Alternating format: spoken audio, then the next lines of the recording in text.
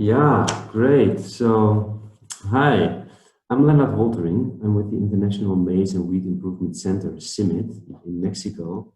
I'm also the chair of the Agriculture and Rural Development Working Group and the moderator of today's session. I'd like to, I'd like to extend a warm welcome to this working group session, the fourth event of this year's annual workshop of the Global Community of Practice on Scaling Development Outcomes. We're sorry not to be able to gather in person, but the silver lining is the chance to use this year's format to include many more of you from around the world. For those of you who are not already members, we extend a special welcome to join the COP and this working group. The community of practice is completely voluntary, free of charge for anyone interested in joining, but we are as strong as our members. If you join, please plan to contribute as well as to learn. Each new voice makes us stronger. The COP is dedicated to learning about and advancing the practice of scaling by learning across sectors, geographies, and perspectives.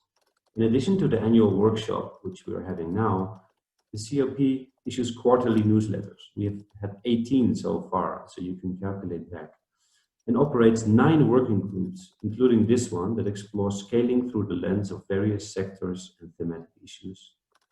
Each of these working groups holds quarterly virtual meetings, and each will have a web page on the new COP website that we will be launching next week, October 30th, in conjunction with this year's workshop. The address for the new website you can see here on the screen, scalingcommunityofpractice.com. And if you want to know more, feel free to reach out at scalingcop@msiinc.com. Thank you again for joining us. And now let's move to our session. This is the working group session of the Agriculture and Rural Development Working Group. And we start today with a short, the check-in, the welcome, and I give a short update on what actually has been going on in Agricultural and Rural Development Working Group. Then we have the core of our session is a session where we talk about SMEs, especially women-owned, digital entrepreneurship, COVID-19, and scaling, or even better, responsible scaling. This session will be moderated by Maria Boa. And then we have the last 20 minutes for some working group community business. So yeah, please keep on putting your questions and remarks in the chat as we move along the day. In session 2, there will be a space for Q&A with the audience. So I'm first very happy to introduce this great team. They're called chairs, but we are so many that it's almost a bench. So we have Maria Boa, who will be moderating today. She's with me in CIMIT in Mexico, scaling coordinator. Then we have Julie Howard at the Center for Strategic and International Studies. Frank Place from IFPRI and the Policies, Institutions and Markets Program. Mark Huizinga with USAID, and as you can see behind him, Feed the Future, and then myself with a beard, I see. When I was thinking, okay, what are we going to present today? I found that this picture on Twitter, actually, it's used in the health sector, and I thought, oh, that's kind of interesting. It describes a little bit what we have been going through and what maybe we would like to achieve as a community of practice. And it comes also a little bit with this realization that I think scaling is complex. It's maybe complicated, almost also complicated, but it's definitely complex. And one organization cannot really achieve what we want to achieve. So it's really like a network action. And the more I'm engaged with this community, the more I see that. And that's why this picture kind of resonated. Maybe in the meantime, you could have had a look at it, and it really connects kind of 4 stages. First, connecting who's out there, creating those connections, safe space for sharing, see who's interested in this topic, then sharing what's going on, the problems, the knowledge, and then you go to the next level of maturity, which is driving, how do we change things? And then the next level of maturity of a network would be to thrive. And then you say, okay, why are we not bold and do something more? I think we're somewhere between 3 and 4, heading the right way. And I'll show you a little bit why I think that. So first, connect. So really, who's out there? And we have now about 120 members, and about 40% are university research, CGIAR,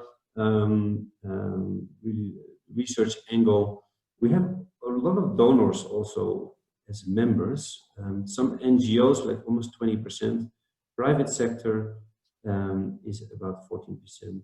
What is missing, I would say, is first of all, 95% of our members are really operating internationally. So I think we lack a little bit this local anchoring, local organizations, maybe in Africa, Latin America, in Asia, and also government. That's also missing as an important scaling agent. So this is something I think that we should work on as a community. And if you have connections that you can share, please do, because I think in terms of scaling, we need to have a broad base of members on board to share these kind of lessons and connect.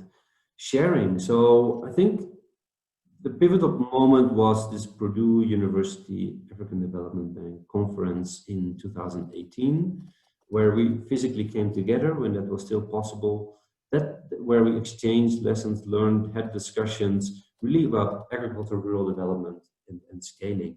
That resulted in a book, a source book. It's thin, so it's easy to read, written by Larry and Julie. A really great resource. Over time, and only talk about this year, we've been sharing a lot of insights with through these virtual meetings, and you see a list of people there that participated only this year.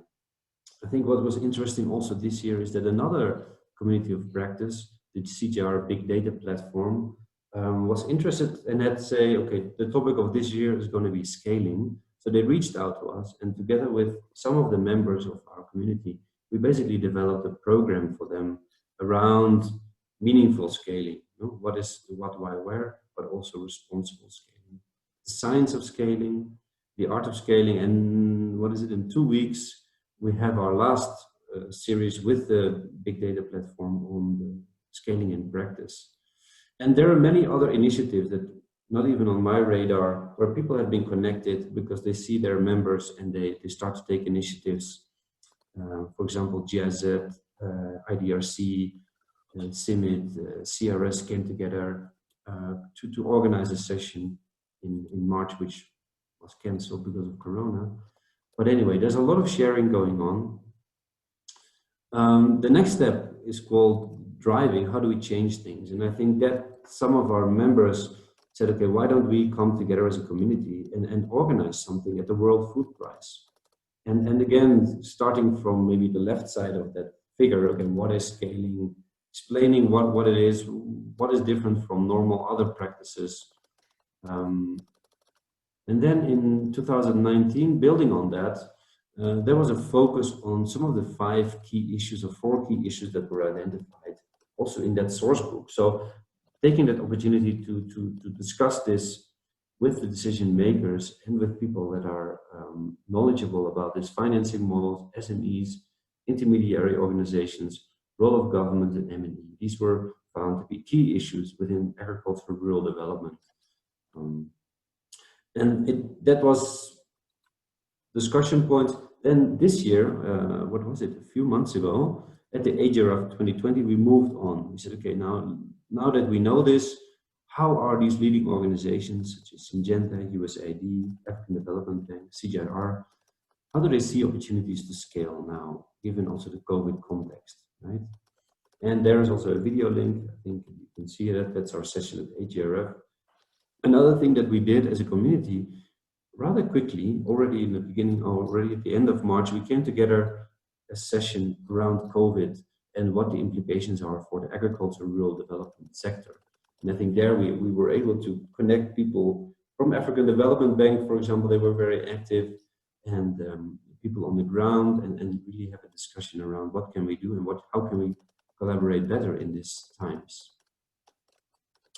Now, the last block, Thrive. One thing that we're trying to go for is to have a session at the UN Food Systems Summit next year. it's a bold statement, but I think we have good messages to bring. And one of those messages is that we are really moving beyond scaling as the last step in an innovation process, more or less seen as a logistical hurdle, to scaling as a process to achieve sustainable change at scale. And I think also over the years, what we've seen in the community, that we're evolving from sharing case studies and concepts to be changing mindsets and the distribution of responsibility. So that was a short introduction and an update of where we are as the Agriculture Rural Development Working Group. I'm really happy now to hand over for session 2 to Maria Boa, Scaling Coordinator at CIMMYT here in Mexico, and to moderate the session around COVID, scaling and digital entrepreneurship. Thank you so much. I'm stopping my screen and I hand over to Maria. Thank you.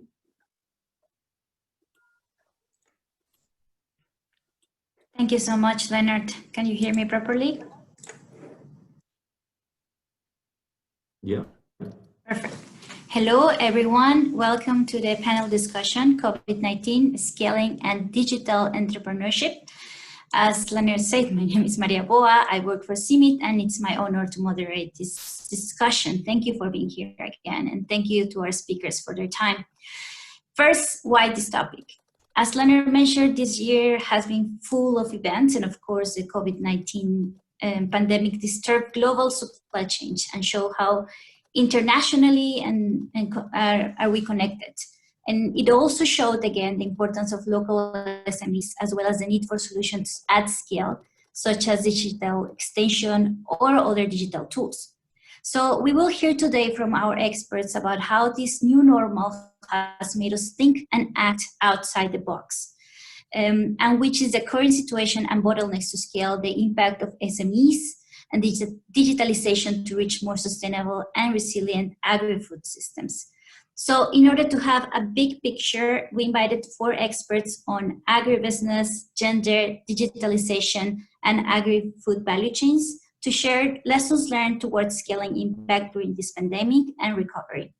So our experts will have 10 minutes for presentations, and then we will have 20-minute moderated discussions. And of course, we will have a space for questions from the audience. So please type your questions and for who in the chat box, and let's start. So our first speaker is Vanessa Adams. She is the Vice President for Strategic Partnerships for the Alliance for the Green Revolution in Africa, AGRA, and she's a party of the Partnership for Inclusive Agricultural Innovation in Africa. And last September, AGRA co-chaired the Agribusiness Deal Room for matchmaking of the AGRF Summit, and she will share the outcomes of it. Thank you, Vanessa. The floor is yours. Thank you so much. I am very pleased to have the opportunity to speak with all of you today. I wish it were in person, and I definitely prefer the personal touch. So I hope you can see my screen okay. And for those of you who know me well, I change frequently at the last moment what I was planning to say, which I've done immediately right now based on the introductions. So thank you for the kind introductions. I am at the Alliance for a Green Revolution in Africa, leading the Partnerships, Digital Ag, and Gender team. And the Partnerships team is, as many of you know, working across all of the 11 countries where AGRA has offices and across the continent where we engage. Earlier, when COVID kicked off, we did a very rapid survey of women entrepreneurs. And I know a lot of people talk about this, and I'll skip very quickly to the deal room. But I just wanted to anchor why the Agribusiness Deal Room is so important, and from our perspective, for women in agribusiness. And of course, you'll see this again and again, but how critical already women entrepreneurs critically struggle, as you all know, with their businesses. And this is just to give you a very, very rapid snapshot. But when we said, okay, what are your key constraints and how is COVID affecting you? You can see that the effects were dire, right? And unable to access markets, unable to access financial services, supply chain disruptions, everything you would expect. Even more critically, how did people cope? And this was where I think that the world has been phenomenal this year in terms of rapid adoption of technology. And I know Ben will talk about this. More than 64% already picked up increased use of digital technologies and reduced their operating costs, and diversified approaches to markets. And you can see all of this coming through. So at the annual agricultural African Green Revolution Forum, which is a partnership engagement every year and hosted at AGRA, we had to pivot, as you all know, to a hybrid event. And what that ended up meaning is that we had more than 10,000 people who participated at the AGRF altogether. And within the AGRF, as was mentioned earlier, there are different thematic working groups. The deal room has been going now since 2018. And I think it's really interesting to talk about scaling in terms of why we have the deal room. There are so many SMEs, as you all know, needing financing and investment, but there are also governments seeking investment and expansion and participation in flagships, as well as many partnerships. And so between 2018, when we started, for some of you who stopped by, in a tiny room in Kigali with 50 companies, 35 million was the total ask, the deal size about 2 million. Again, it was a tiny but very valiant initial effort to match deals from SMEs and businesses to investors. And we rapidly grew that in 2019 in Ghana. There were 16 partners who engaged with us, technical partners. And there were, of course, over 100 SMEs, 117 SMEs profiled, who were seeking 800 million in funding, as well as 17 governments who presented investment promotion opportunities worth about 3 billion. We also launched a Sourcing in Africa platform, and I think it's interesting to talk about the nature of scaling. Sourcing in Africa is how AGRA sees scaling from smallholder farmers to consumers. And we work, as do our partners such as Grow Africa, IDH, both with global partners as well as regional and national companies. And then in 2020, just at this high level, within the deal room on a fully digitized platform, we had 3,500 delegates registered, of which over 2,000 were businesses. So the growth already in the scale here is quite impressive. And the estimated reach is even broader and further, because all of these businesses are expecting to expand their reach to smallholder farmers. So these are all of the technical partners that we worked with, as well as funding partners on this agribusiness deal room. Now, this is an open platform, and for the time being, partnership came for the most part in kind contributions, and some were, of course, funded. Now, just to give a bit more of a flavor of the volume of meetings was absolutely phenomenal. A deal can't happen, obviously, without a meeting. And many people were very nervous about whether meetings would occur digitally with people who hadn't met previously. And of course, this is all about credibility and trust with who's in the platform, and the quality of the pitches which were made. But there were 700 meetings held inside of the platform during the week. So in the different components, we had one on SMEs, the SMEs looking for finance, investment, partners, and matchmaking. Within that SME component, we had more than 50 investors targeting investments ranging from $50,000 to $150 million. And that range is really typical of the SME marketplace in agribusiness that we're seeing. There were more than 20 business development service providers, and we're increasing that number rapidly with services that were ranging in cost from $100 to $10,000.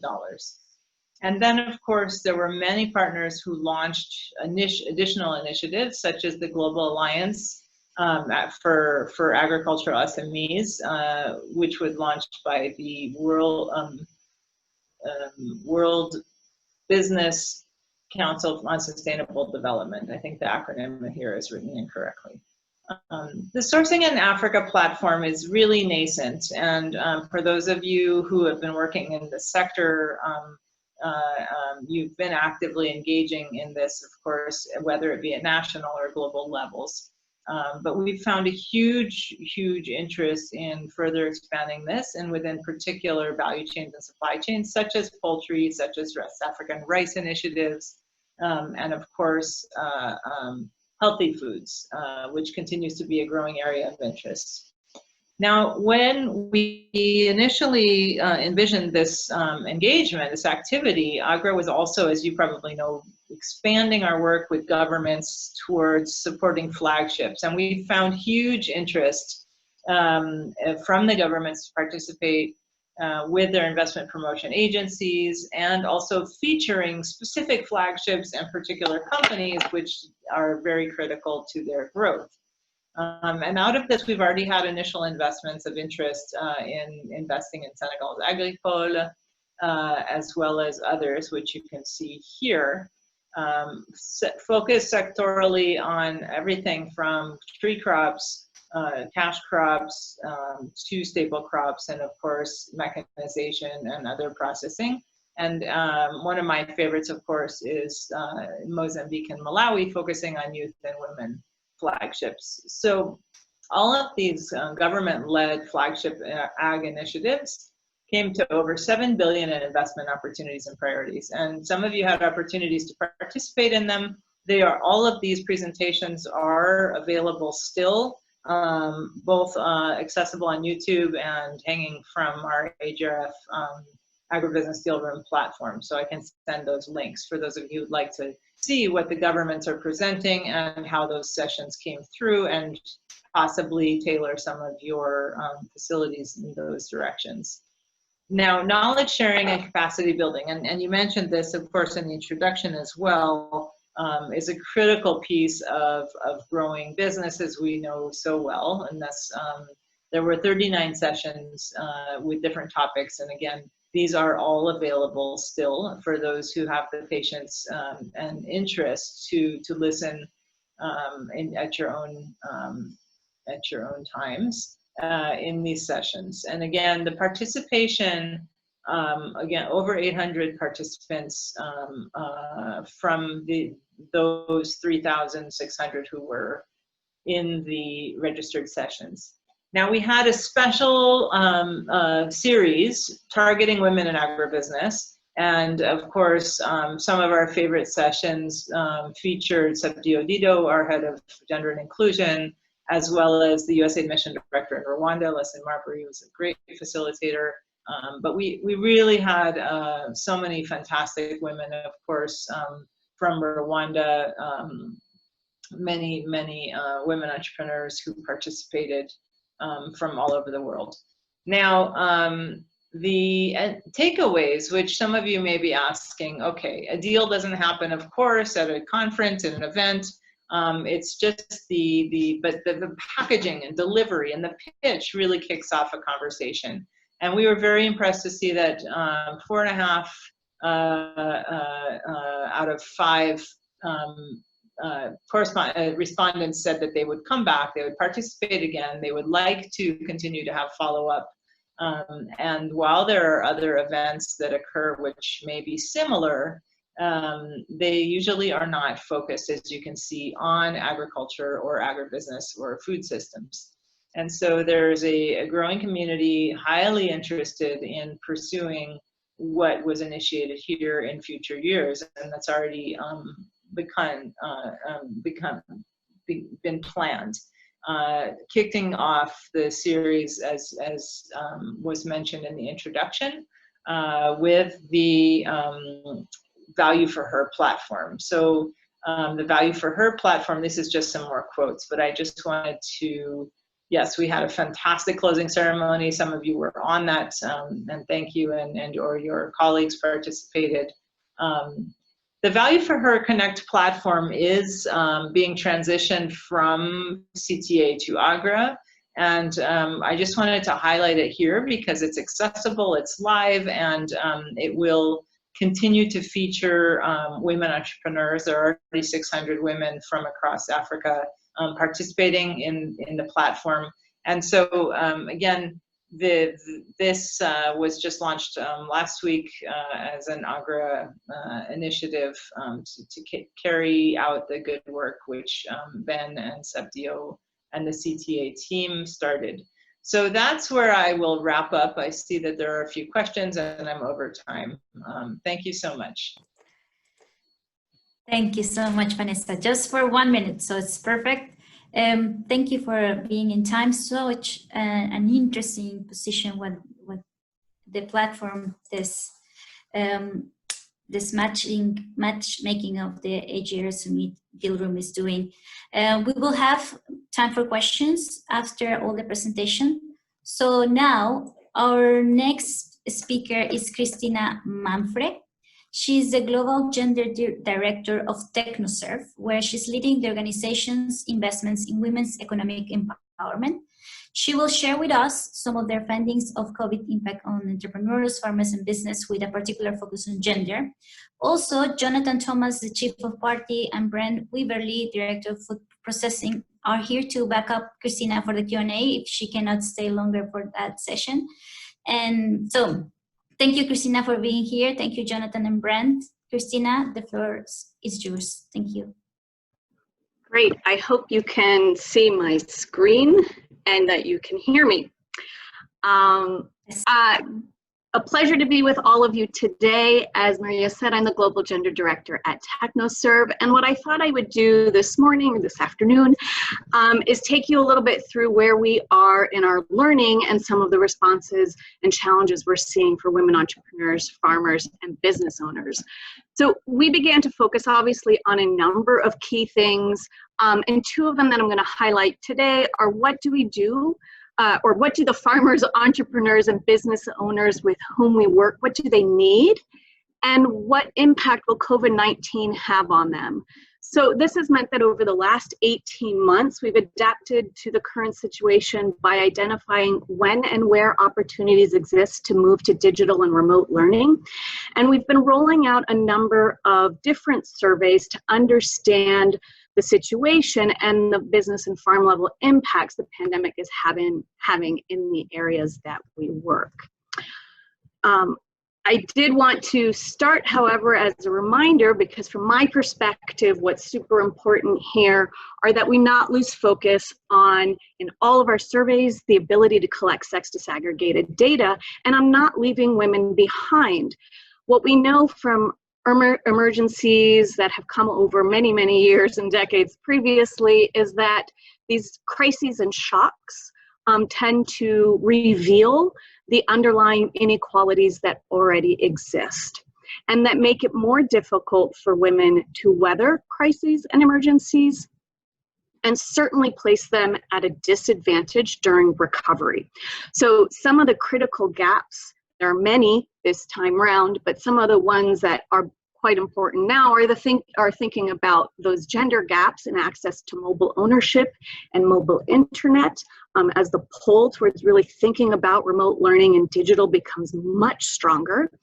And you'll see in some of the data that we're getting, although not across the board, that the issue around finance, access to savings and emergency funds is quite important. And that's, as I said earlier, important for navigating these these crises and shocks, and also for being able to get back up on your feet and through a recovery process.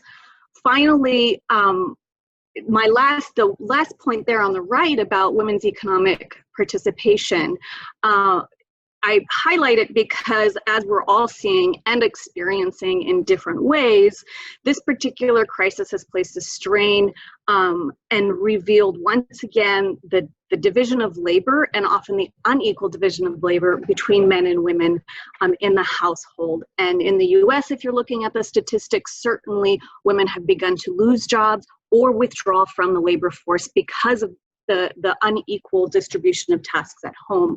And it has a particular this pandemic has a particular impact on women being able to participate in the economy. So we're running a number of surveys across the organization to look at the different the impacts across our different practice areas and programs. I think what's important here to know about what TechnoServe is doing is that we're really trying to make sure that our sample size includes women across the board. At least 40% in many cases. In our food processing survey, they make up about 15% of the 75 businesses that we are surveying. The second piece here is that obviously, since we're paying attention to the sample size, we're also collecting sex disaggregated data. This means we have an incredible amount of data that I have to weed through to look and draw out some of the impacts. And we are doing that, and I'll present a couple cases here of some of the data, of what the data is showing. So we'll start with food processing. And here, Brent and Jonathan will be able to talk much more in depth about what we're seeing across the survey. But this particular, we ran a survey in April and July with 75 businesses. And what we saw coming out of this, and particularly illuminating here on this slide, is that women-owned businesses compared to men and jointly owned businesses were facing much stronger difficulties in the areas of sales and market distribution, access to supplies and materials. I'm surprised about the low challenge that they've recorded in access to finance, and it's something that we'd like to know a little bit more about.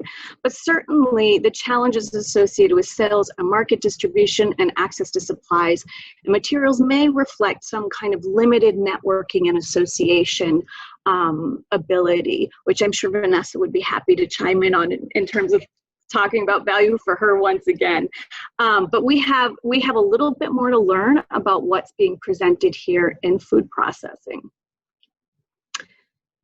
When we look at women farmers, we're seeing that for the most part, women farmers and men farmers are experiencing the same challenges in the markets.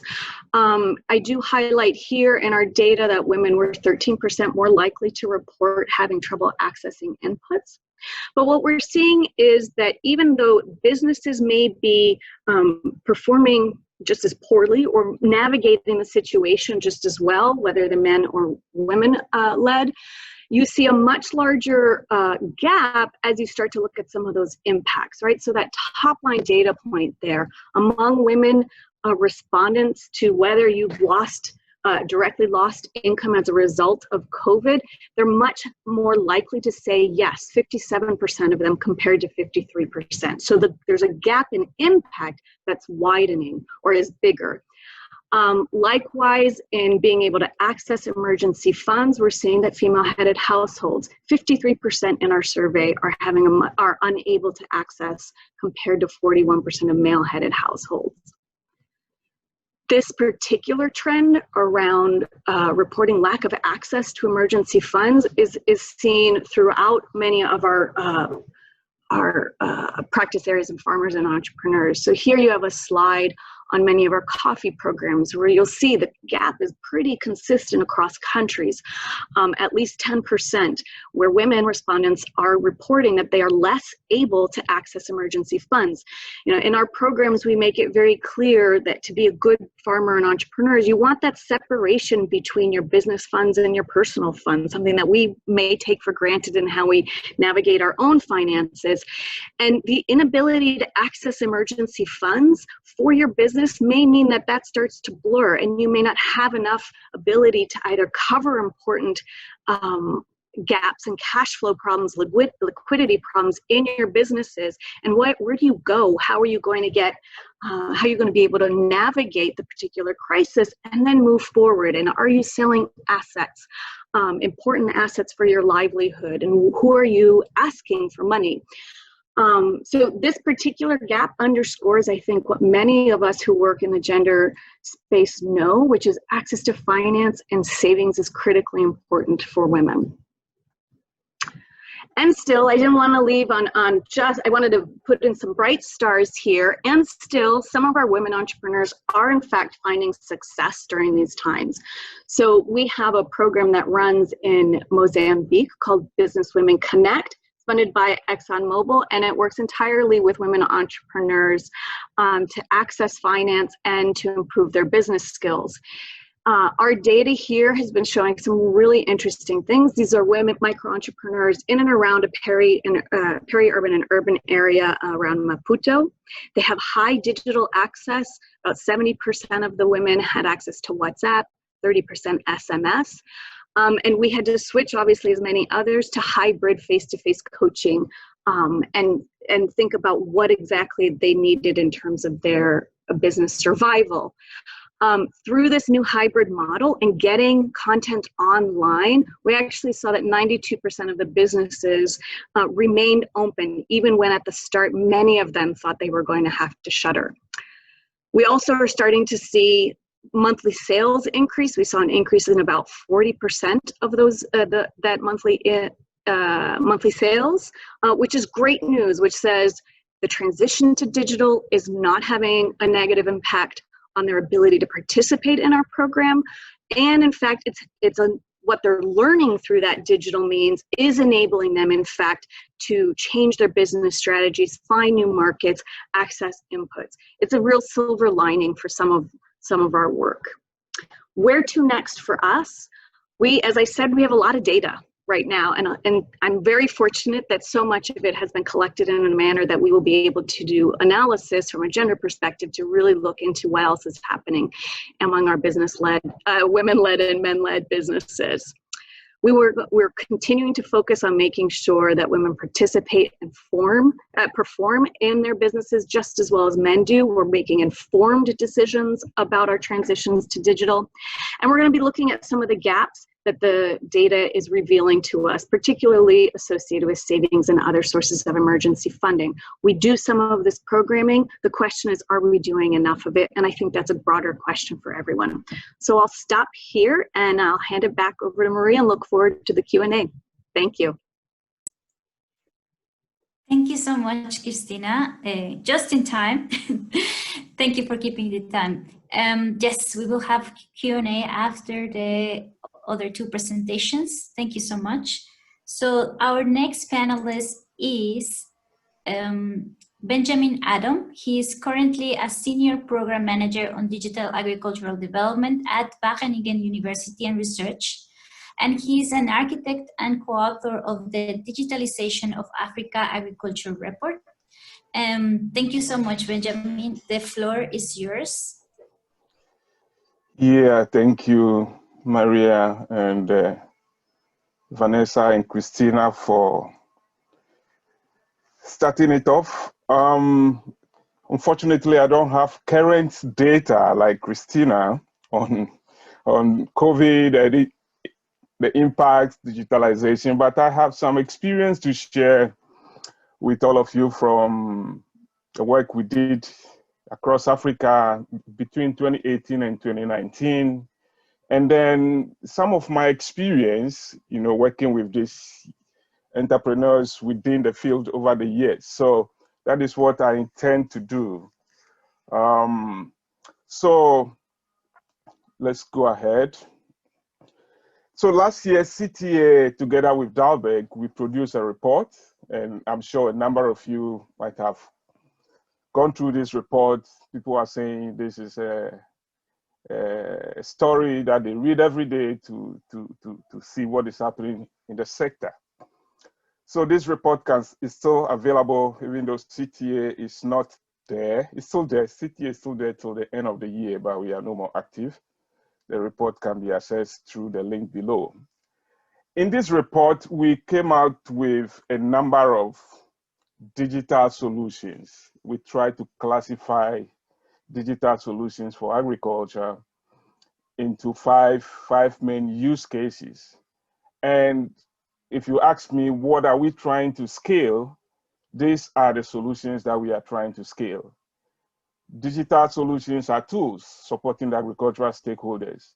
So we're trying to see how can we scale these solutions to be able to support access to input, access to finance, market linking stakeholders together, supply chain with COVID, everything is online now, tracing, logistics, and all those things.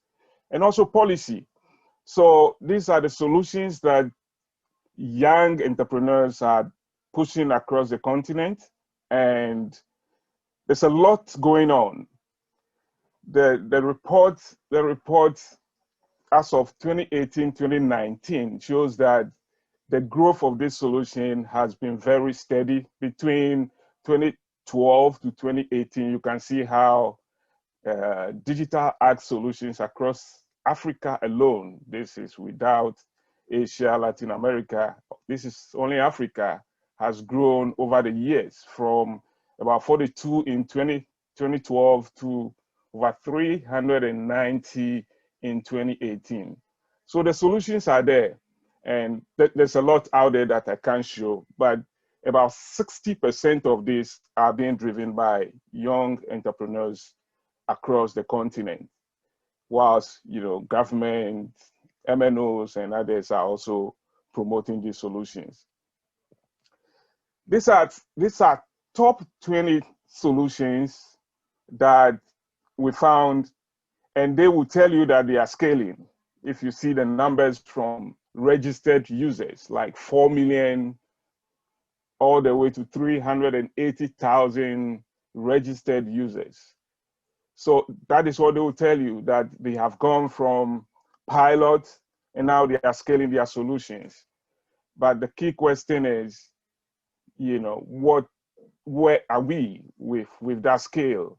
If you look at the middle row here, column here, it talks about registered users.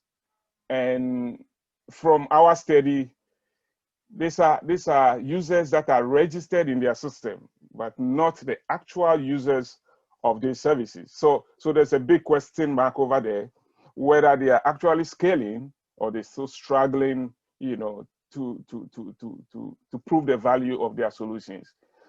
There are a lot of interesting ones out there that are making impact, good outcome, but there are still a lot out there that are still struggling to move their solutions from pilot to scale. This is another slide that is from the report that I'm sure a number of you might have seen. And this speaks to the issue of scaling digital art solutions. So across the continent, we found that about 33 million smallholder farmers or users have been registered by these solutions. By the 400 solutions, about 33 million smallholder farmers have been registered. But when we look at farmers or users that are actually engaged with these platforms, the percentage is very low.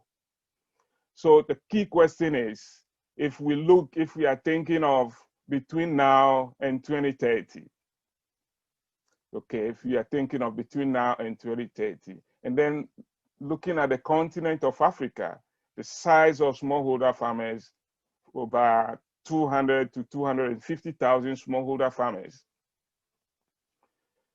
What percentage of these are going to be registered users? What percentage of these are going to be active users? So what we are saying is, the big task is not just registering farmers or profiling farmers. The big task when it comes to these solutions, and what we have to talk about when we are talking about scaling of these solutions, will be targeting smallholder farmers that will actually use the solution, not only registering them, not only profiling them into your platform. So that is the big thing that some of us think should be looked at, not just profiling and, So we need to look beyond registering farmers, or we need to look beyond reach and look at who is actually engaged in the use. And I think that's something this community talk about, responsible scaling. You can just scale, maybe you get some donor funding to scale the solution, but that is just for 2 seasons of the year. And after that, smallholder farmers are not able to have access to it. So that is not responsible scaling. You need to go beyond that kind of scaling and sustain it. So from the experience that some of us have, we think the challenge is more about sustainability of these solutions, especially when it comes to digital ag solutions. So I'm going to talk about three main components of this as we look at it. The first part has to do with the innovation. Innovation is what we are talking about. The 5 use cases that I talk about, we can put them up here as the digital solution use cases. I've even added some others for research and for policy. These solutions don't just operate, they are underlined by the technologies, the high technologies. So you can have nice, very attractive solutions, but you need to find a way of delivering these solutions. And from our experience, you need to think of who is going to finance this. Once you launch it, who is going to continue investing in it? And then who are going to be the users? So if we want to go beyond that initial pilot and scaling and sustain these solutions, we need to think of who is going to continue investing in the solution, whether the farmers, investors, government, SMEs, donors, and NGOs, who is actually going to sustain it. Because that is one thing that we've seen that is becoming a problem. That is why these solutions are not sustainable on the ground. Then the other part is the enabling environment, which includes digital factors as well as non-digital factors, agricultural factors, as well as non-agricultural factors. So the solutions that we are talking of, they don't work in isolation. For example, if you talk of infrastructure, you can deliver market information to a farmer. But if the farmer doesn't have access to road, it's not going to be able to take the solution or the product to market. So you need to think of digital and non-digital, as well as agricultural factors. You need to look at the policies. You need to look at the business ecosystem. Digital literacy and skills are all important. So if all these are not in place, the scaling of these solutions is a big problem. So we need to look at the enabling environment that supports these solutions for us to work. So from our experience, if we want to go beyond just the basic step of scaling up these solutions, we need to, take these steps into consideration, going beyond pushing for the solutions, look at the delivery process, and then the enabling environment to support it. So that is where I'll end it, and then I'll leave it for others to continue, and then we'll listen to the question and answers. Thank you. Thank you so much, Ben, for such an interesting presentation. I think I really like this. Who is sustaining the solutions? Who is sustaining the change? And I think our last speaker, Tom Reardon, can help us in this. He's a professor at Michigan State University since 1992, also worked for IFPRI, and he was ranked among top 10 globally agricultural economists. He has an extensive experience of modern revolution in agricultural systems and quiet revolution, focused on SMEs as a grassroots revolution in food value chains. Welcome, Tom. Tom, the floor is yours. Thank you very much. I'll speak briefly today about scaling and digital pivoting during COVID-19 with a focus on small and medium enterprises, midstream and downstream in the food system. So I won't talk about farms in this talk. I wanted to begin the way I began a talk that I gave at the Deal Room of AGRF this year, emphasizing the importance of small and medium enterprises in what I call the hidden middle in Africa and also in Asia. I'm using an Africa example here.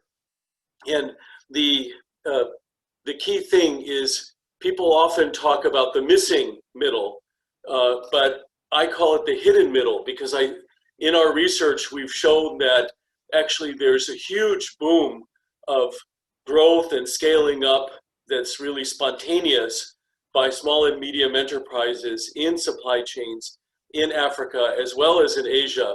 And that's largely hidden from the policy discussion and other kinds of development discussions. So I call it the hidden middle. It's not missing, it's hidden. And a key thing is to note that supply chains, private sector supply chains, supply 80% of all food in Africa. That's 90% in India. And urban areas form 60% of all national food consumption, nearly all of which is purchased. Rural areas form 40% of food consumption, and about half of it is purchased. So there's a very active market. And SMEs have 85% of the market share in food supply chains, and large companies about 15%, if you're thinking about Africa and South Asia. So looked at overall, Africa's food consumption is assured 68% via SMEs, 12% via large firms, and 20% via subsistence. So our subject of SMEs is crucial. And the supply chain is supplied about 40% by the farms, 40% from the midstream, and 20% downstream. So the supply chain after the farm gate is as important as farms for food security in both Africa and Asia. And the midstream consists of wholesale and logistics and processing.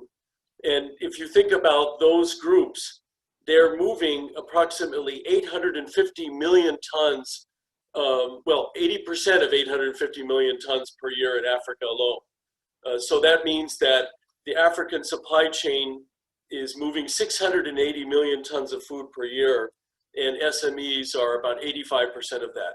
So they're crucial to supply chains, and they're already very developed and very diffused. So a key point of my initial remarks is that the midstream of processors and retailers, wholesalers, and logistics agents is not a missing middle, but it's missing from the debate. And a very common image about it is that it's underfinanced, that it's stagnant and backward and stuck in the mud. But in fact, what we found is that supply chain and those actors have grown 800% in the past 25 years. Now, another extremely important point about this hidden middle and these SMEs is that they grow in spontaneous clusters. I believe that those are 90% of the subject of how to grow and scale up SMEs in Africa and Asia, because managed clusters or agri-parks are an extremely small part of the puzzle. In several examples of our studies, we've shown, for example, that Ethiopia teff supply chains have seen unbelievably rapid growth in the past 10 years, with a 300% growth in wholesalers, processors, and truckers. Bangladesh aquaculture, same story. Feed mills, fish farmers, truckers, and wholesalers grew 300% in the past 10 years. I can give you many examples of this. And then also linked to my subject of e-commerce that I'll mention in this talk is that input, in India, delivery intermediaries that have been helping food service and retail survive in COVID times and before have also been expanding and scaling up extremely quickly in the past 5 years and even 10 years. And for each of these booms that we saw in SMEs and these spontaneous clusters, there was a massive importance of lateral supply chains to them, of logistics, materials, and labor. Very often people think there's a missing market for logistics or warehouses or trucking, but in fact we found this to be extremely developed and active in Africa and in Asia. And what we learned in policy terms from the Ethiopian story, the Bangladesh story, and the Indian story is that in all three of those cases, and I can give you many more cases, there was no government direct help, no subsidies.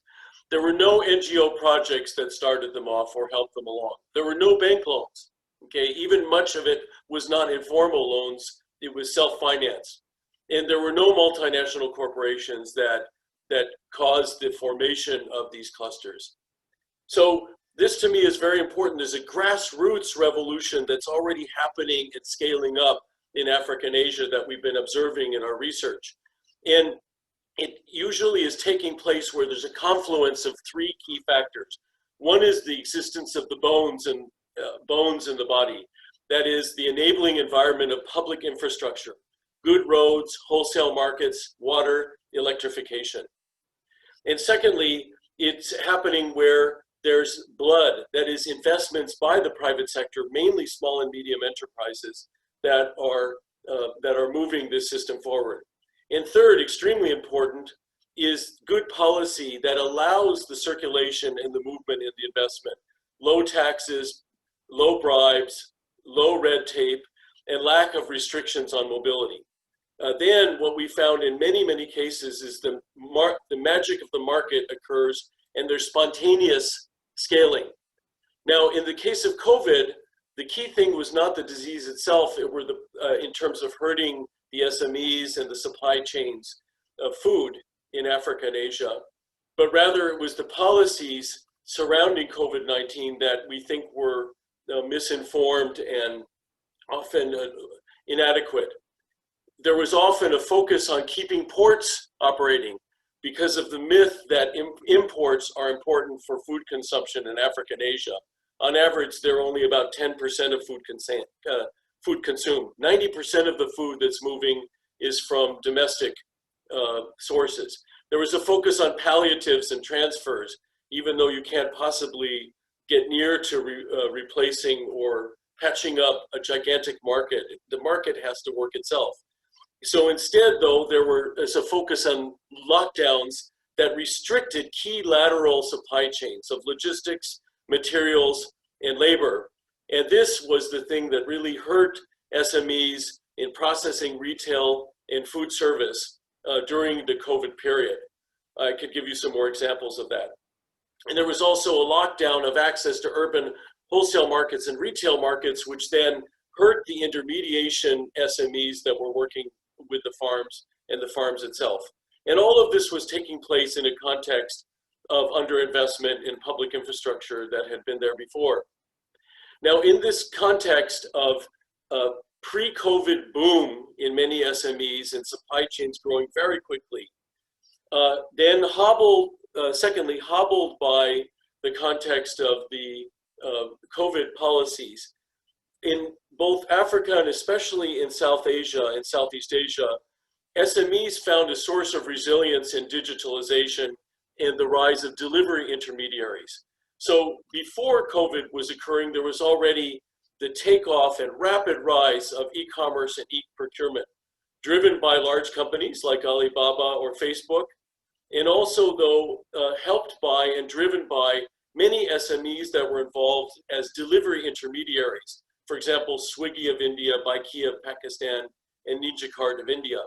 And in many ways, the lockdowns themselves drove the SMEs into the arms of these e-commerce and delivery intermediary suppliers because they needed solutions around the lack of mobility that the policies were causing. Although at the same time, the lockdowns themselves impeded somewhat the spread of e-commerce and the delivery intermediaries.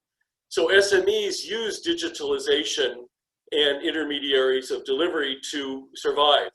They adopted e-commerce, they adopted own digital interfaces to be able to sell directly to consumers, and they worked very closely, especially with this new class of intermediaries called delivery intermediaries. And an example is Swiggy in India that worked with thousands of small and medium enterprises in restaurant sector, food service, as well as retailing, providing them an app, providing them logistics and delivery, even selling them hygiene materials, food inputs, providing them loans for recovering and upgrading. So these one-stop shop intermediaries arose to help the resilience and the survival of these small and medium enterprises. To conclude, everybody is so excited about this rise of digitalization in the supply chains, but it has to be remembered that that digitalization itself relies on the same three enabling conditions that caused the booms in SMEs prior to COVID. and can cause and help to scale up really through grassroots investments the delivery intermediaries in e-commerce and e-procurement activities now. They need good infrastructure, they need intermediaries with physical logistics like the trucks, and they need a policy context that allows the mobility. COVID restrictive policies, such as on logistics, actually hurt the delivery intermediaries themselves that were providing solutions. They actually slowed somewhat the e-commerce, especially in the period of intense lockdown. And so that should be kept in mind, that even these solutions were themselves dependent on intermediation, on the enabling conditions. So digitalization and delivery intermediaries will continue to scale up quickly after COVID-19, fueled by massive private investments by the SMEs themselves and by large companies. But again, it depends on the enabling conditions: physical infrastructure, internet and mobile phone cost policies, and policies that allow supply chain mobility. Thank you very much. Thank you so much for your presentation, Tom. Very interesting. This is spontaneous cluster and enabling environment that needs to be there to sustain change at scale.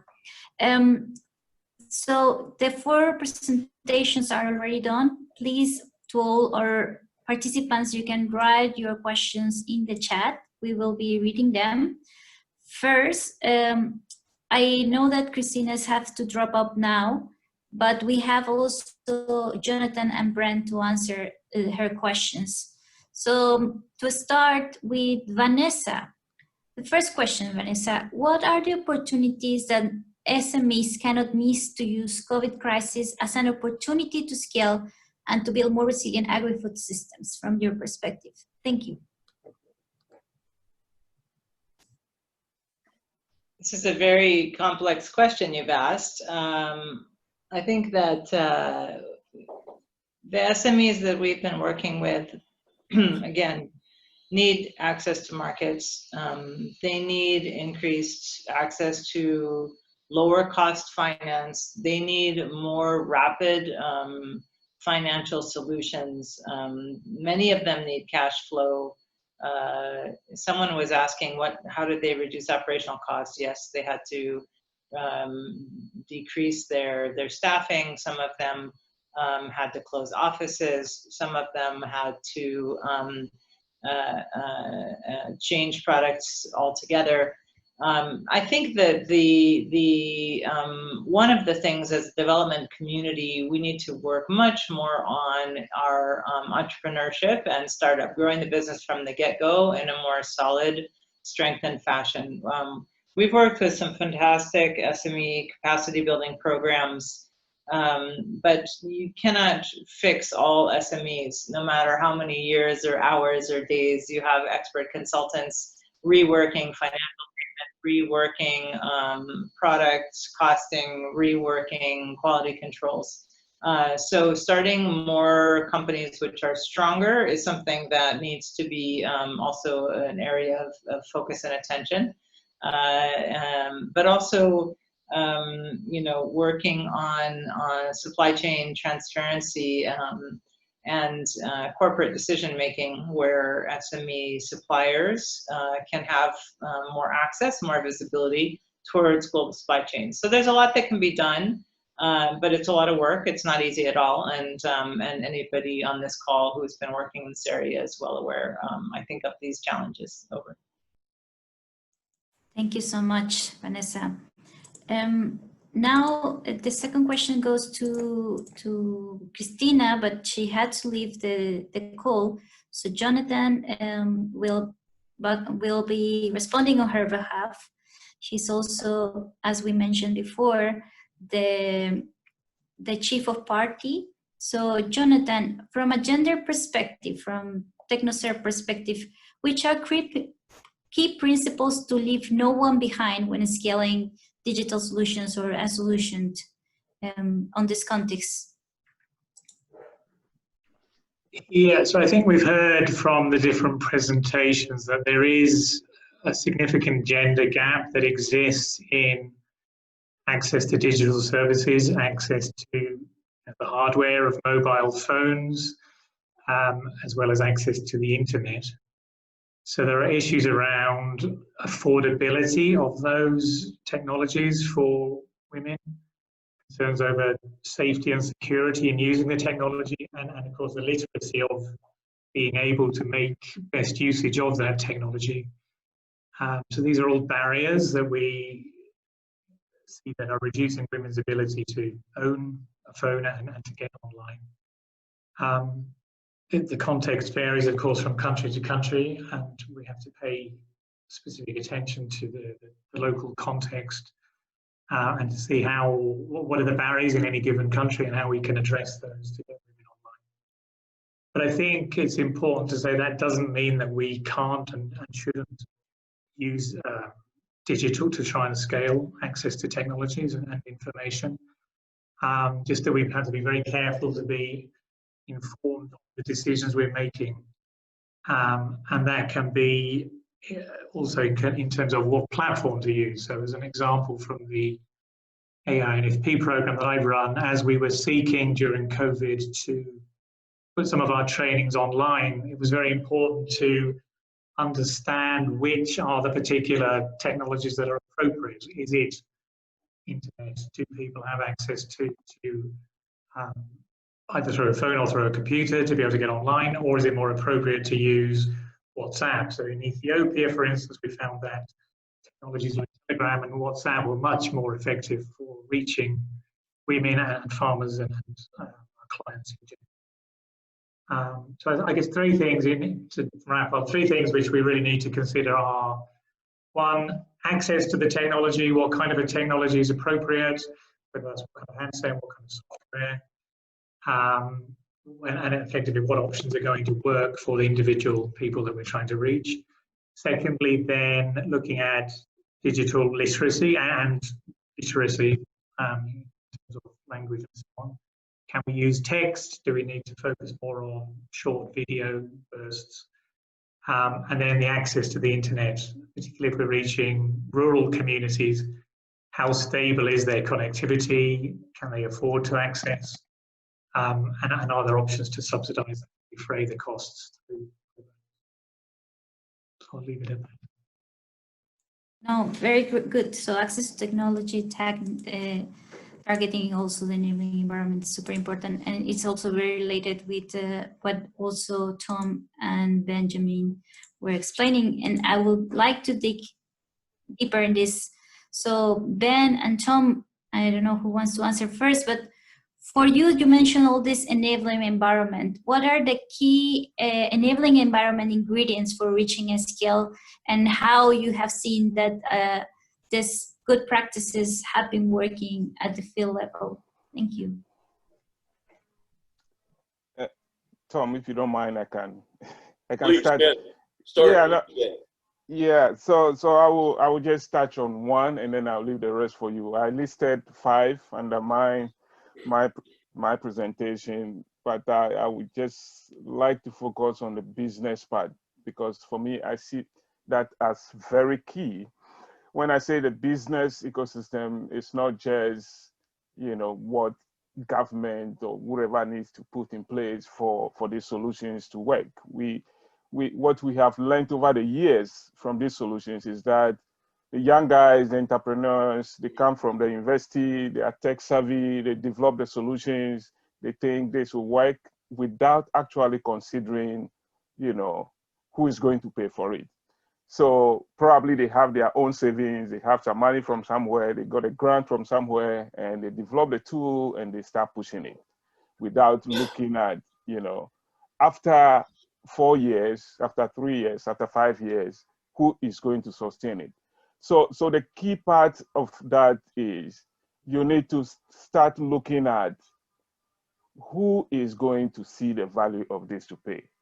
If we don't do that, the solution, this kind of solutions that we are talking of within the digital agriculture sector, it's not like a vaccine that you say we're going to promote the vaccine and ensure the scaling up of the vaccine, and after 1 year, that is the end of it. No, these solutions are completely different.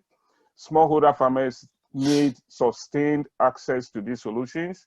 And what we see now in the market is that, we promote these solutions for them. They taste it, they like it. You were able to, facilitate access to input or finance to them. 2-3 years after that, you leave, and then they go back. So we need to think of who is putting money. If the donors are putting money into it to build and de-risk the solution, who should come in? What is the role of the private sector now to take it over? And then what is the role of government now to create that environment for this to sustain, to remain? So when I talk about business environment, that is what I mean. We need to think, it's not just about the solution, we need to think beyond that so that the solutions can continue to be valuable to the smallholder farmers, the market women, policymakers, researchers that are using these solutions. Thank you, Tom. Thank you, Benjamin. Tom, do you want to add something? Yes, please. It's very interesting to be in these kinds of conferences, because I see that people that are coming, let's say, with projects have a different point of view from, let's say, people that are just observing what's going on, and like researchers or whatever. And so my focus tends to be on what can policymakers do to make a more general enabling environment, because what we've seen in situation after situation, many cases from our empirical work showed that when the enabling conditions were there, the SMEs went crazy and invested massive amounts. They weren't missing money and lacking loans and whatever. The money was flowing, the business was flowing, as I gave examples in Ethiopia and India, Bangladesh. I can give many, many more. And so you have this explosion if the conditions are there, because the demand is there. And often the basic technologies are there. I'm talking about supply chain sorts of technologies. And so very important is the wholesale market is important for the digital solution in the supply chain, as well as for SME growth in general. And people don't even talk about wholesale markets, but they're central to all of this. And I remember being in a conference in Nigeria, and people were saying, well, we have a missing fish value chain, unfortunately, so we have to import everything.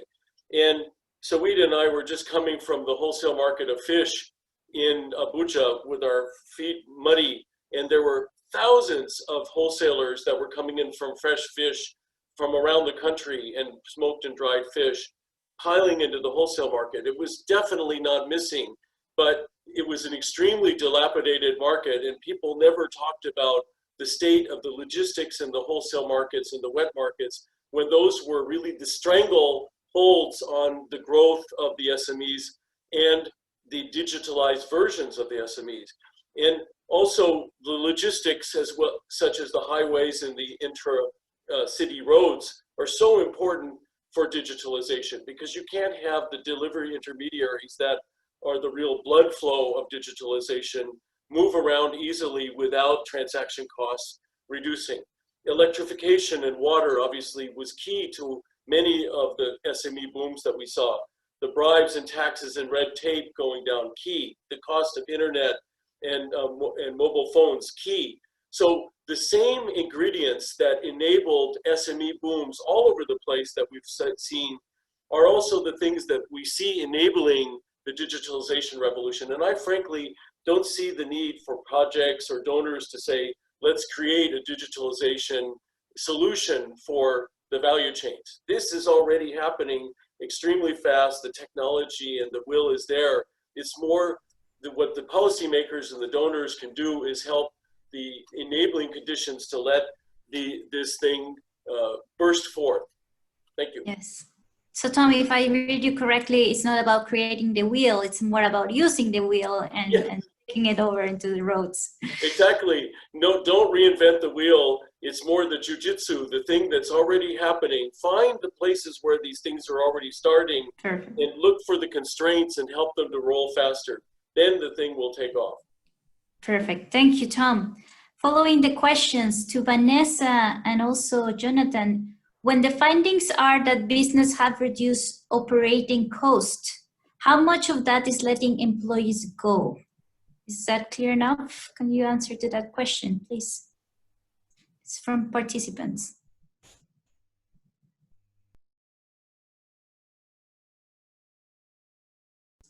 Vanessa, I think you're muted.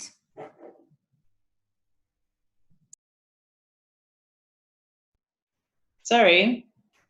Do you mind repeating the question? Very sorry about that.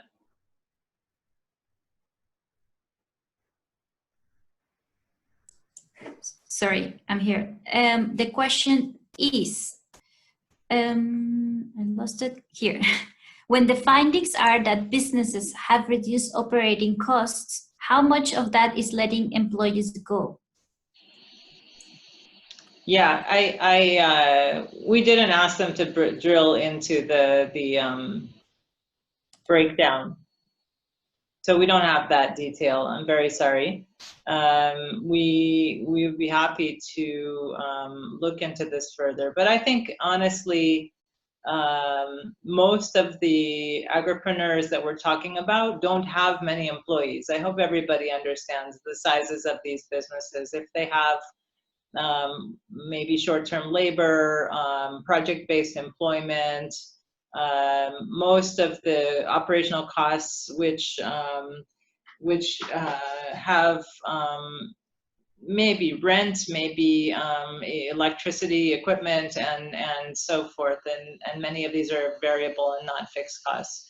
I do have to say that the few people who have employees, they probably negotiated for reduction in salary or delayed payments. I know a lot of businesses actually just don't pay staff until they have cash flow, which puts everybody in a seriously stressed situation.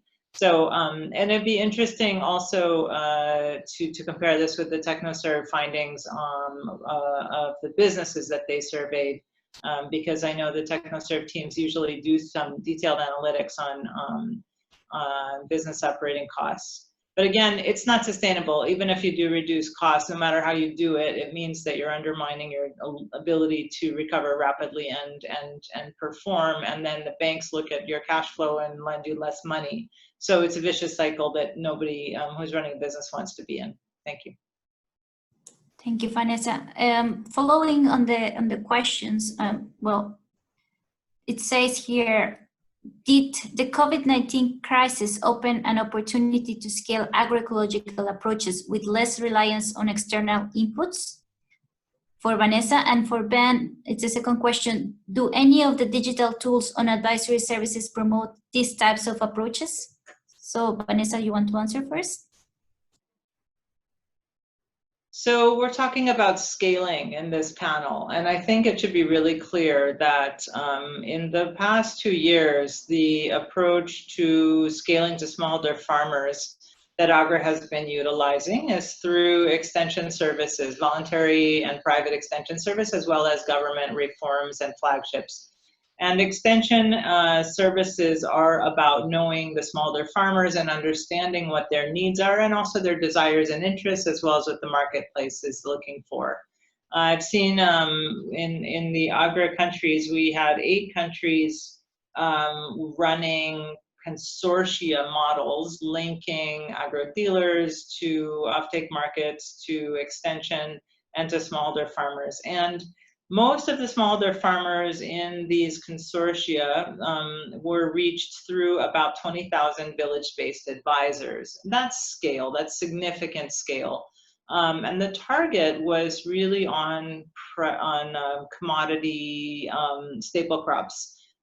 In many cases, rice, maize, in some countries sorghum, other countries teff, and then wherever possible, beans and legumes and soy were added.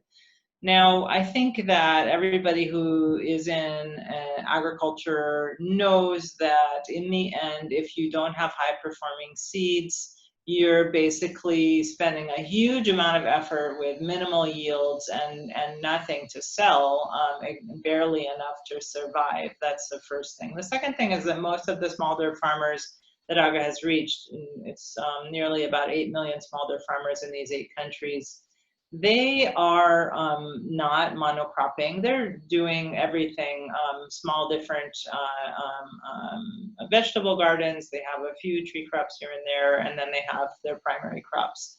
And most of them are averaging between 1 to 2 hectares of land. So they don't have a lot of alternatives, and they really, they have little cattle or they have a little bit of livestock. They do some composting and some natural organic fertilizers. But when we ask them what they want, they would love to be able to buy fertilizers and seeds that are higher performing and reach different markets. So it's really about the farmer's interest, and I think this is a very interesting question. I spent a significant amount of time in rural communities in Ethiopia and Mali, talking about family livelihoods, and none of the farmers that we spoke to over the years wanted to see their children slogging through and suffering the drudgery that they're actually suffering and not having enough to grow their families out of poverty. So really, this is a critical issue, and I think you know, organic farming is wonderful if you can get double the price in the marketplace for the organic products. Oftentimes, markets don't reward quality nor organic farming in the way we wish they would. Thank you. Thank you, Vanessa. Yes, very interesting comments on this responsible scaling. Ben, do you know about any of the digital tools on advisory services that promote agroecological approaches?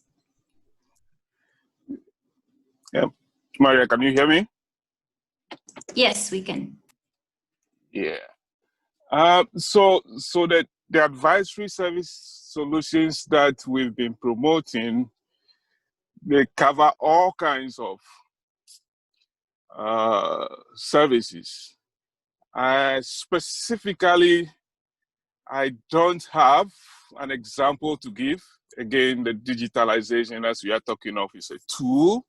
So if the content is not there, the digital solutions and services cannot deliver. And that's one component that I didn't mention when I was talking about the digitalization, the data part. The data part. So what we notice is that these solutions need data. They need quality content or data, whether on soils, on agronomy, on markets, on finance, for their solutions to be relevant to users. So that is the key. So depending on the kind of data the solution providers have access to, they will be able to use the tools to be able to deliver those services to farmers. So most of them that provide advisory services, you know, take advantage of that. And specifically, I don't have an example to give, unfortunately. Thank you. Just to close this discussion, Jonathan, do you want to share some insight about this enabling environment, the data from the TechnoServe perspective?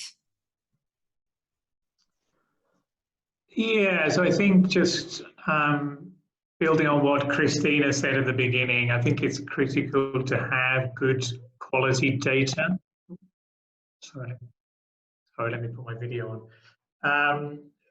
I think the critical thing is first of all, to have comprehensive data, to have the analysis of that data so that we make very informed decisions, and then to address those decisions to the local context where we talk about, you know, the technology, just to make sure that that is appropriate and it is delivering the most appropriate service for the particular community or group of people that we're talking about. So then it has this potential for natural scale up.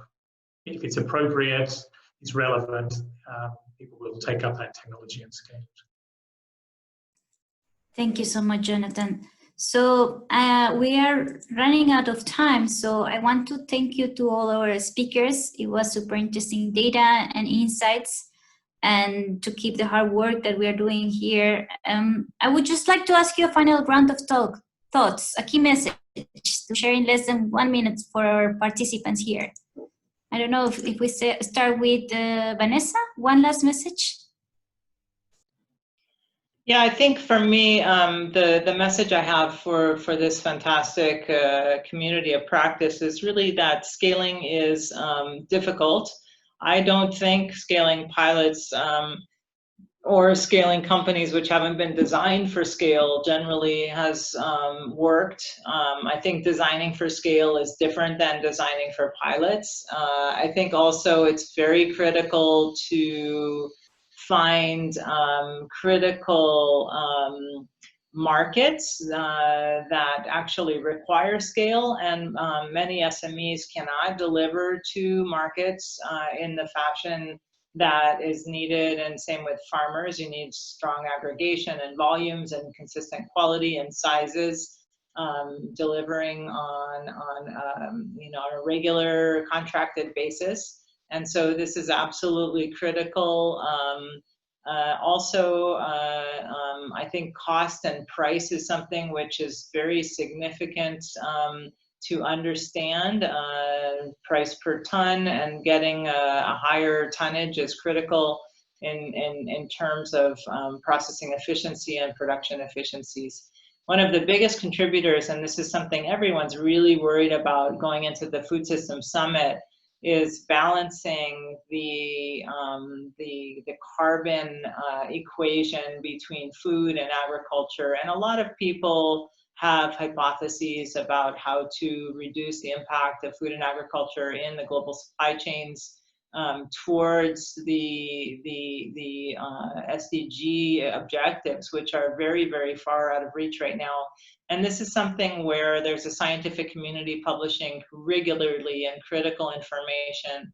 And the highest priority of that scientific community in terms of agricultural carbon capture is to reduce the land size or not increase land under cultivation. And in order to do that, we have to increase efficiency throughout the supply chains. And so that's within the SME community, that's through the global supply chains, through transparency, through use of digital technologies, and as well at farmer level. So this is my hope, and something that we can talk about in the coming year. Over. Thank you, Vanessa. And I think we can take some of these points for the discussion of the session 3. Jonathan, some key messages that you want to share with the public?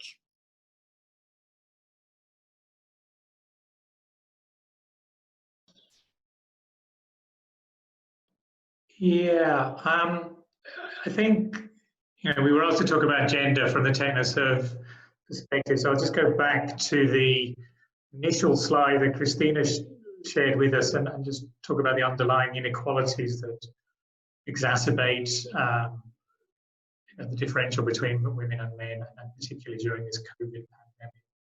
So to remind us that women are 10% less likely than men to own a mobile phone. Women in developing countries are 9% less likely than men to have a bank account, and only 55% of working age women are engaged in the labour market compared to 78% of men. So as we're looking at opportunities to scale, just to bear in mind that there are huge differentials between women and men, and to take that into account in the technologies that we're promoting. Thank you so much, and thank you. Jonathan, Ben, are you ready for your final remark? Sure, can you hear me? Yes.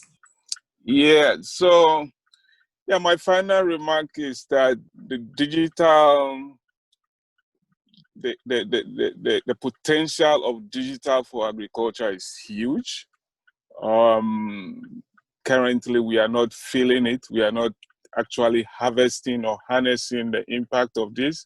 And I think it's all because we are not taking a good approach to scale and sustain these solutions for the smallholders to use on the ground. So we need to think of how do we do this. As we have heard, there are a lot of solutions out there.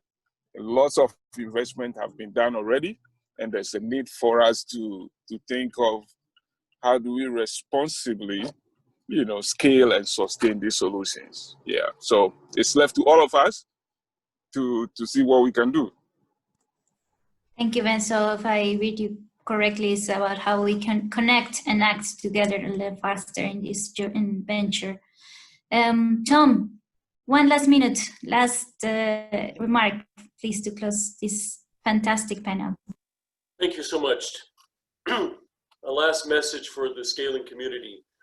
I feel that before COVID, there was a quiet revolution in SMEs, in value chains in both Africa and Asia. Extremely rapid growth and spontaneous booms where the enabling conditions were present, okay? And you can think of it like a jet taking off. The jet has taken off through a grassroots revolution, but it can fly higher. And it's mainly taken off in situations with good enabling conditions, but where the infrastructure is poor, either hard or soft infrastructure, or the policy context is bad, then the plane does not attain altitude, or the takeoff does not occur. And so we see spontaneous diffusion and proliferation and development of the SMEs where the conditions are good. And digitalization is simply part of that same thing. The spread of e-commerce, the spread of delivery intermediaries is very fast where the conditions are propitious. What happened with COVID is that I think that policymakers and others didn't understand how quickly and huge the supply chain was already, that had already been developing. And so there was a lockdown of key lateral services like logistics and labor and materials that throttled and strangled some of the SME booms that were already going. But when that was released and relaxed and it was allowed to flow again, you had rapid sets of solutions being rolled out, not only in the regular SMEs, but also digital solutions, because there's already companies that were starting to invest, and then they accelerated their investments, both at the small level and the large level. So I would say, don't reinvent the wheel. Don't think of how we're going to set it up for them. Realize that they're already straining at the leash and moving forward and doing that, and focus on getting the enabling conditions right. Thank you. Thank you, Tom. I want to thank you, Tom, Vanessa, Jonathan, of course, Christina had left, and Benjamin for your amazing presentations, for your time. I just want to ask you, can you all share your screens for a final photo and that everybody sees you? And thank you, Brent, also thank you for being present and answering your questions here. Vanessa and Benjamin, if you, Frank, Mark, perfect. So thank you all. Thank you for the session. This is a small picture for, and thank you. So if you want to stay longer, please stay in the session 3 that Frank and Leonard are going to follow up. Thank you so much. Yeah, thank you so much, Maria, for moderating this, and thank you so much for the panelists. A very rich discussion, I think. Let's move now to some ARD working group community business. They just started to hit on the walls here. I don't know. They started constructing, so it's actually good if you agree already that Frank will do the talking. But yeah, it's even better now. Okay. So, Frank, please. Well, it seems like we'll have competing annoyances because they're re-roofing the building next to me. So hopefully this will go okay.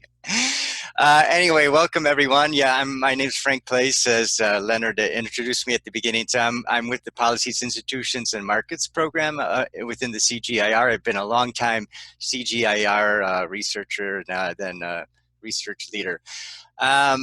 Yeah, and as Leonard said, we wanted to kind of take this opportunity to brainstorm about what what this ARD working group can become involved in over the coming year or two. As he mentioned in the first slide, one of his first slides, we had a lot of progress on moving along this ladder, I guess, and with these great events that we had with the Alliance for Green Revolution Forum, for example, that just took place. A great opportunity to really influence and present ideas to a large number of very important people in Africa and with another stakeholder. So that was great. And we're trying to see how we can also, use that and move in other areas to help drive thinking and thrive as well, as Leonard said. Now, I'm going to just say a few other kind of introductory remarks, and then what we really want to do is hear from you. And in this session, we truly want to hear from you. So the raise the hand function has been enabled now. So all of you ought to be able to raise your hand. Maybe Leonard could check. So maybe I'll ask Leonard if he can keep tabs on those who want to make some verbal contributions to helping shape the future of this ARD working group. I wanted to say one thing, maybe just a couple words about the CGIAR processes, because here is where the community has really come together. Most importantly, of course, the members of the community who are from the CG itself, but we've also really benefited from a lot of thinking with experts from outside. A lot of the CG work on scaling is already linked to experts from outside the CGIAR, and we were very happy to have Larry Cooley involved in some of the work. So just to let you know what's happening is that there's a scaling. Well, actually, there's multiple scaling communities within the CGIAR, to be honest, but we're trying to bring all of them together, and they collectively have developed a program of 4 webinars that they're conducting, and 3 are done and 1 to go, with the research leaders in the CGIAR, which are the CGIAR research programs such as mine, and the Deputy Director Generals for Research. So the first kind of engagement is that with sharing lessons and with that community. And we're also, that community has also been working, also with key people from the System Management Office and so forth. And I can see already that there's kind of some shifts in mindsets. The CGIAR is reorganizing. There's already a draft 2030 research strategy. And already in that document and a companion one on performance management, we see the language changing a little bit. So yes, there's still continued focus, will be continued focus of the CGIAR on innovations, but now they're really talking sometimes about, well, it's not just technical innovations, it's innovation packages. It's looking at, well, what are the groups of things that really need to come together for scaling to occur? And it comes, and it relates to some of the things that have come up in the panel session about public policy and so forth, and capacity. And so I think already, it's having this really good success. And so we're looking also to see, well, are there other opportunities outside the CGIAR as well, where this group could really make a difference? And it's not over within the CG by any stretch of the imagination, but we're on a good path, I think. So I just wanted to mention that. And then let me just throw out one more thing, because Leonard said at the beginning as well, if you look at the members of the ARD working group, what we're missing is government. And again, coming back to the panelists, and I was really impressed by them, by the way, but all of them came back to the need for certain public investments and policies to help drive scaling. That a lot of things are happening already, but they're needed. And so, I guess a question is, well, should our working group, should we try to bring in some more government people, or should we orient some of our thinking and analyses around these issues about public policy and investment, or both? Should we try to facilitate South-South learning on these things, because some countries obviously have made a lot more progress than others? There's many ways of maybe tackling that challenge that was laid forth by the panelists. So, so your thoughts about how we might have move forward on that would be welcome. So I think that's all I would say. I don't know if, Leonard, you want to add something else to stimulate some inputs from others. Oh yeah, wait, I do want to say two more things. Yeah, so again, what Leonard mentioned was the UN Food Security Summit coming up. So there, I think we've had some discussions around that, but I think maybe others who are on this call might already also have had some discussions about how to contribute to that, and maybe we could come together and figure out how to work together better. You know, and then there's these other annual reports that come out. So the IFAD's 2021 Rural Development Report is going to be on food system transformation, and Wageningen University is playing a strong role in that. Some of you may have received an email from them to participate in a survey, for example.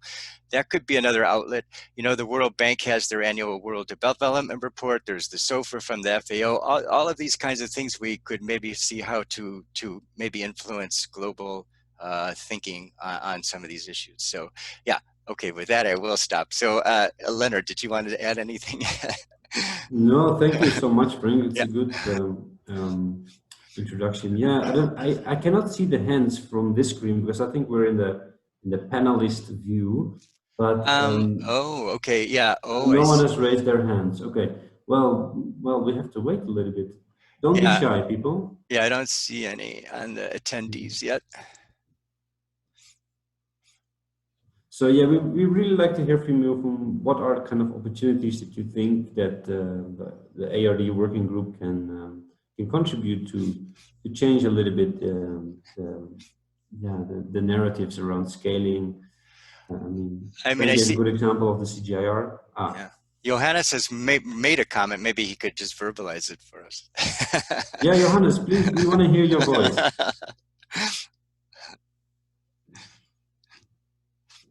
Is that okay, Johannes? Can you?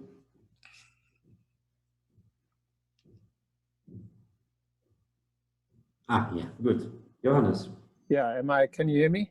Yeah. Okay, all right. Well, you know, of course, I couldn't agree more with the many points that have been made about strengthening investments and policies. The enabling environment has long been something I've been really focused on in thinking through what supports or gets in the way of scaling, and given you my own personal background for 30 years World Bank with all the terrible structural adjustment loans we supported, and you know, the policy dialogue that we try to engage in.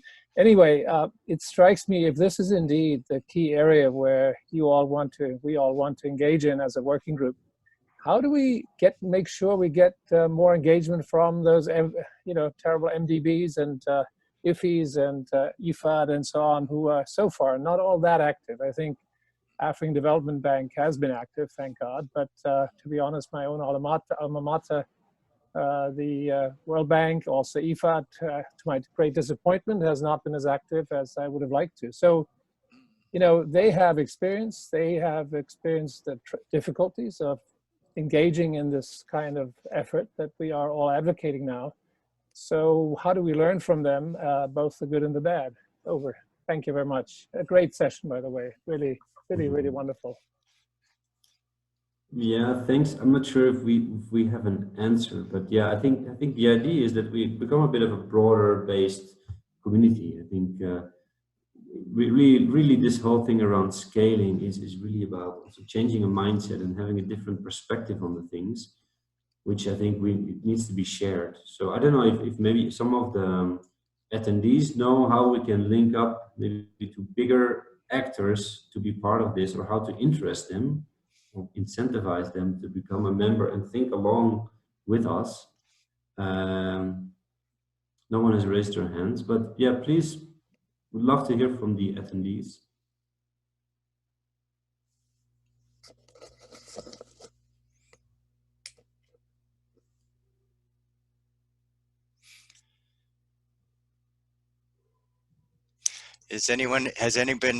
Has anyone else formally involved with the UN Food Security Summit in 2021?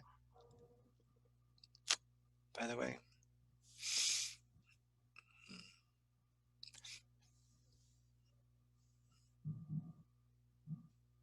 I think we have a shy audience today. Yeah.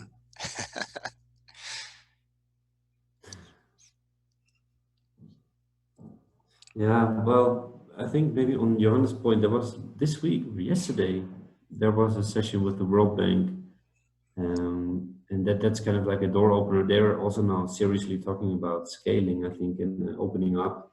I think this is an opportunity then to say, okay, look, we have already a community. Why don't we join forces and think along those lines together? No. I think someone raised their hand, but I can't see who it is. Larry, yeah. Okay. Larry is there, great. Okay. Larry, you are not muted, but we don't hear you. We don't see you, and we don't hear you. And Mark also has an interesting point. Do these bigger organizations that Johannes mentioned, are they part of the other working groups? And can that be a link to loop them into the ARD? That's maybe a question that Larry knows. Larry, something is happening.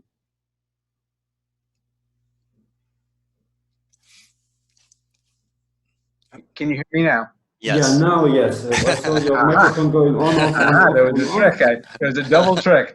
So this is not quite an answer to that question, but I think, first of all, I think if we found a different strategy for inviting participation from those institutions, we could do better. I mean, we basically, as you know, we basically work through individuals and networks, and I think we might need a deliberate strategy for trying to penetrate some of those places. Find someone who we know continues to be inside the organization, can do a little bit of networking on our behalf. I can think of a few people who might fit that bill. I'm sure Johannes has a longer list. But the other thought I had listening to Johannes's question is whether in the current setting we might be better off trying to engage with World Bank staff at the country level instead of in the core institutional functions. I'm not even sure why I asked the question, except that I've had sometimes better luck these days engaging it at that level, because there's something quite concrete that they're involved in that can be the basis for a discussion back and forth, even if it's initially more one way than two way. Good. Larry, while you're here, can I ask you the question? So Leonard had noted that we don't have government as part of our working group, but do any of the other sector working groups include government people from other countries? Yeah, the two that, to the best of my knowledge, do the best job are education and health. But in each case, they were primarily drawn from government officials that the members of those working groups had ongoing relationships with. In the case of health, it was primarily through the ExpandNet people who were connected, ExpandNet and Johns Hopkins, who were each connected to scaling exercises with a number of senior government officials. And in the case of education, it was through Brookings, through the Center for Universal Education, that had a program, once again, was very actively involved. I don't think government folks, in my experience, tend to join this sort of thing unless somebody goes out and encourages them to. But when they do, they seem to make really nice contributions. So we've had good luck getting them to, for example, come on as a discussant on something, but I don't think it automatically occurs to them to just join, because they're used to more hierarchical structures, and this clearly isn't that. Right. But I'm pretty optimistic that if we made it a little bit of a campaign to recruit them and used our own network to reach out to them, we'd be successful and happy we'd done it. Good. Thank you. I don't think it's serious about drilling a hole in the wall behind me, but I see that Johannes Lin, please, you have your hand up. Thank you. Right. So I think both frontiers, if you wish, for the working group are important, namely working with and finding out ways to work more directly, and including at the country level. I think you're right, with some of those institutions that actually focus specifically on enabling environment reform and changes, but also and critically with government participants one way or another. Now, the problem with both is that exactly the issue is that they're mostly operationally focused at the country level, at the sector level, even to some extent at the program and project level. and how we from a distance in a way, how we engage with them on an ongoing basis, not just one-off, inviting them once to be a participant or a panelist in some event. That's the challenge. And then carrying, and in a way, it's your last two steps in your stairs case, which, by the way, I found very helpful, Leonard, the drive and thrive parts, which, is really driving it down into the actual workings of organizations. Changing mindsets in the front lines, it's where the action really is. And that, again, requires sustained engagement. And how we do that, that's really going to be the big challenge. I think IFPRI and CGIAR have a major role to play, by the way, here, not only at the research end in terms of researching innovations, but also researching how you actually engage at the national and local level in changing mindsets. I mean, that requires research in my way. And if you guys could do some of that research, that actually would be very helpful. Because for us, it's tough to do just sort of one-off. You guys could really look at this kind of thing more systematically. Thank you. Over. Good, thank you.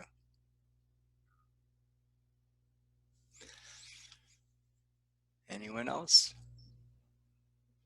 Yeah, one other thing I might say is that I've heard, and I haven't followed up to verify, but that I heard that the FAO was expanding its South-South program that has been there for many, many years. And maybe this is another opportunity to try to influence the direction of where that takes about learning around scaling. Anyway, that could be something we could look into. I can try to do that actually as my commitment, unless someone else has insights on that. Yeah, I don't know if you still hear me, but I really like your point on research and how to change mindsets, Johannes. And this is something maybe we can loop into the discussion with the one CGIAR as well, Frank. Yep. I don't know if there are no other hands. I would suggest that we go to the closing. Yep. Sounds good. Okay. Yeah. No other hands. Okay. Great. So Mark Huizinga, you want to have some closing words about what we experienced today in the last 2 hours? Well, no words of wisdom particularly. I guess I'll say that I was really quite struck by the thread running through some of these sessions for me was around the real need to think about financially sustainable solutions in advance. We get into a situation where we're really trying to push. It's a supply push approach versus a demand pull approach. And so for something like a digital solution, do we really have the nous, the capability of getting a good supply driven approach in advance for some of these digital technologies? And then when we look at what Vanessa's saying as far as getting, not just the enterprises, but the products and the practices that they're working through, and the village-based advisor networks that they work through to get them to reach out to those, last mile farmers. There's no demand for a new practice or a new product, and it really has to be created. And that's something that, the enabling environment that we're talking about, that Tom was so emphatic about, that really plays a strong role in us being able to meet the needs of the farmers that we're trying to serve, and the enterprises in this hidden middle that's I guess getting less hidden all the time because of people like Tom.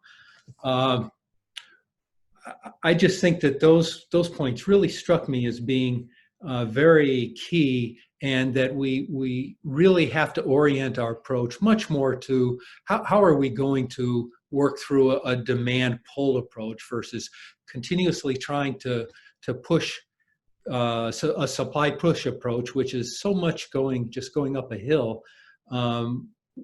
We need to turn that around, and that's something we're still not seeing. So the scaling up message hasn't really been taken up by a lot of our partners in the field. Just we can see because of the approaches that are still so prevalent. So I think with that, I'm just going to stop, Leonard, and let you close.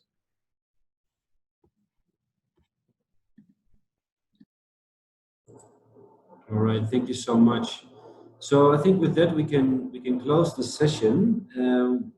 There is one reminder for Wednesday and Friday. There's the other working group events, including the new one on climate change with Nick Stern and Yannick Lemerek. So the week is not over. We just kicked off the week with our session, but there's more to come this week. Please keep on checking the Scaling COP app, WOVA app, where you can see all the sessions. I think what I'm going to do is to thank everyone, especially our panelists that took the time to prepare this and discuss and be here and share their experience. Really great. Thank you also for the attendees with your questions and your interest in this. And a big thanks to the team, the bench, I would say, of Mark and Frank and Maria. And Julie Howard in the background, she couldn't make it today, so she's not visible, but she was definitely there. So thank you so much, Johannes and Larry, for this opportunity as well. And we look forward to the rest of the week and the last week of the community of practice. So if you want to join, if you're not a member yet already, you can send an email to the Scaling, what is the email again? scalingcop@msiinc.com, or send an email to me, l.voltering@cjr.com. I put it up in the chat. So thank you very much. Have a great day, and I hope the drilling didn't disturb too much. Thank you so much.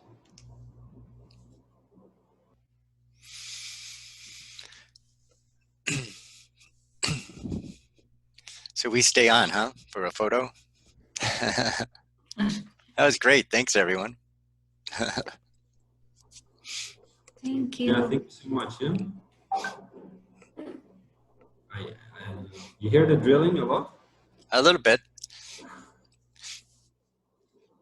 Okay.